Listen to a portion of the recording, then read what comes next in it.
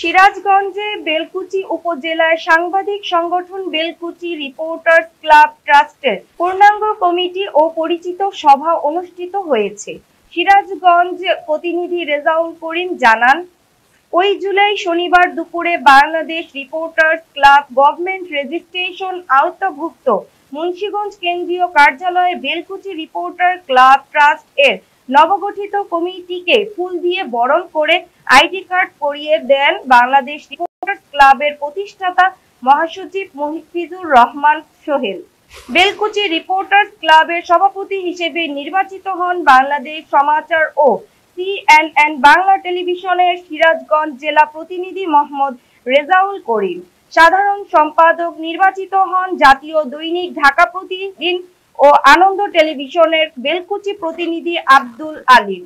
সাংগঠনিক সম্পাদক দৈনিক প্রথম বার্তার বেলকুচি প্রতিনিধি মঞ্জুরুল ইসলাম। সিনিয়র সহসভাপতি দৈনিক আলোকিত প্রতিদিন এর সিরাজগঞ্জ প্রতিনিধি আতিকুর রহমান। দপ্তর সম্পাদক দৈনিক আশ্রয় প্রতিদিনের সিরাজগঞ্জের প্রতিনিধি সোহরাওয়ার্দী হোসেন। প্রচার সম্পাদক আজকের খবর প্রতিনিধি ফিরোজ হোসেন সহ অন্যান্যরা।